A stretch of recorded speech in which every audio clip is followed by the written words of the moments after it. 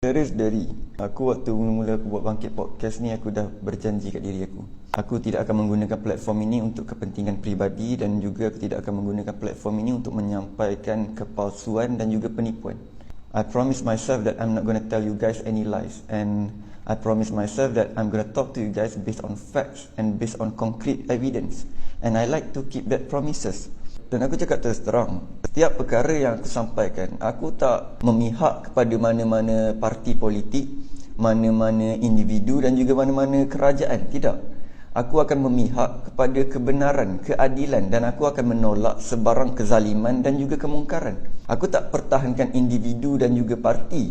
Yang aku pertahankan adalah kebajikan dan juga masa depan negara ini. Sebab parti ini boleh bertukar ganti, individu boleh bertukar ganti, kerajaan bertukar ganti, tetapi negara kita tiada pengganti, saudara-saudari.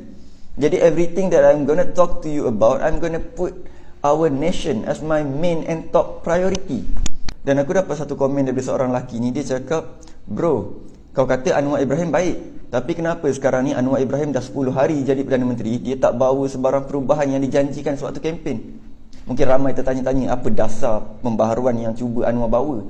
Ke Anwar hanya berkata-kata? Dan untuk mereka yang berkata bahawa Anwar Ibrahim langsung tidak membawa sebarang dasar perubahan ataupun sebarang kepimpinan yang berbeza, aku nak nyatakan mungkin kalian tidak tahu, mungkin kalian tak update, mungkin kalian tak follow perkara-perkara yang sedang Datuk Seri Anwar Ibrahim ketengahkan. Dan sebenarnya kalau kita tengok, banyak perkara yang Anwar cuba usahakan sekarang ni. Dan kalau kita betul-betul follow geografi politik hari ni, kita nampak apa yang sudah Datuk Seri Anwar Ibrahim lakukan. Yang pertama, dia tak ambil gaji Perdana Menteri, tak ambil gaji Menteri Kewangan. Datuk Seri Anwar Ibrahim cuba mengecilkan saiz Menteri Kabinet daripada 70 menteri diturunkan kepada 50 lebih. Datuk Seri Anwar Ibrahim juga mengurangkan gaji setiap menteri sebanyak 20%. Datuk Seri Anwar Ibrahim juga menggalakkan setiap kementerian untuk lead by example dan juga mengurangkan perbelanjaan, mengurangkan kos-kos pembelanjaan, nak renovate pejabat ke apa semua, dia cakap tak payah.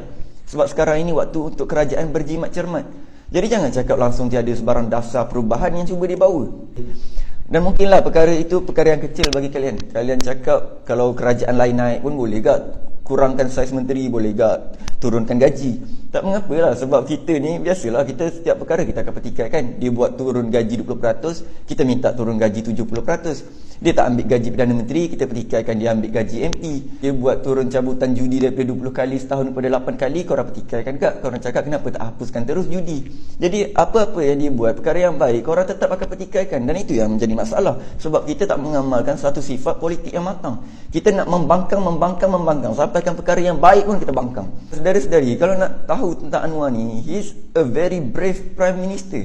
Dia baru je naik jadi Perdana Menteri, dia dah minta dia punya timbalan Perdana Menteri iaitu Fadilah Yusof untuk mencari penyelesaian bagaimana ingin memeteraikan dan juga melaksanakan perjanjian MA63, Malaysian Agreement 1963. Saudara-saudari, bayangkan, sebelum ini tak pernah ada mana-mana kerajaan dan juga mana-mana Perdana Menteri yang berani nak memeterai perjanjian Malaysian Agreement 1963. Sebab kalau kita laksanakan perjanjian ini, akan mengurangkan kuasa kerajaan persekutuan ke atas negeri Sabah dan Sarawak.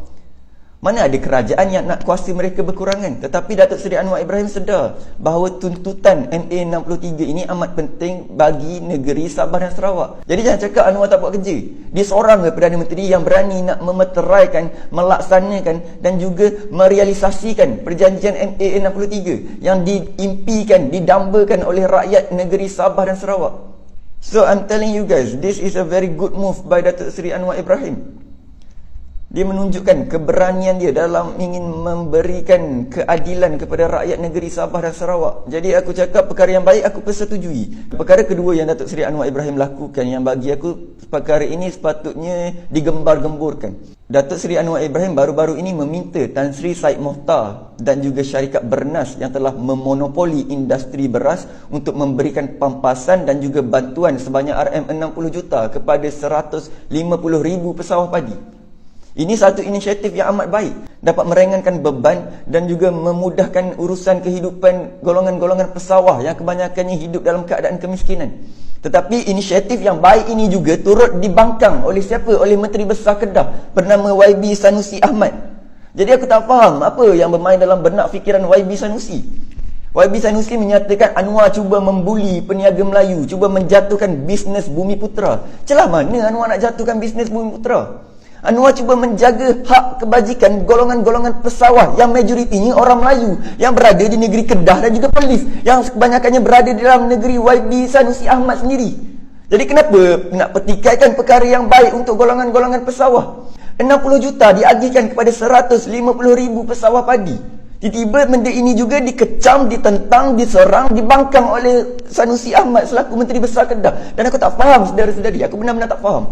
Datuk Seri Anwar Ibrahim sendiri sudah pun berjumpa dengan Tan Sri Said Mohtar dan berbincang dengan Tan Sri Said Mohtar, dan Tan Sri Said Mohtar telah bersetuju untuk bayar RM 10 juta pada tahun ini bulan Disember, dan juga dibayar RM 50 juta tahun depan kepada golongan pesawah padi.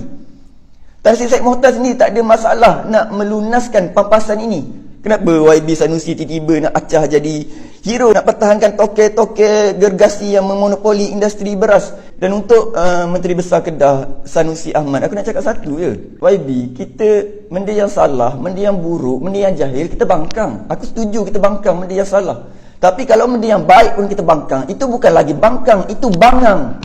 Jadi saudara-saudari, aku mohon kita sebagai rakyat jangan amalkan politik murahan. Kita amalkan politik matang. Sebab politik murahan tidak memberikan sebarang kebaikan kepada negara kita, apatah lagi kepada rakyat jelata. Enough with this stupid politics.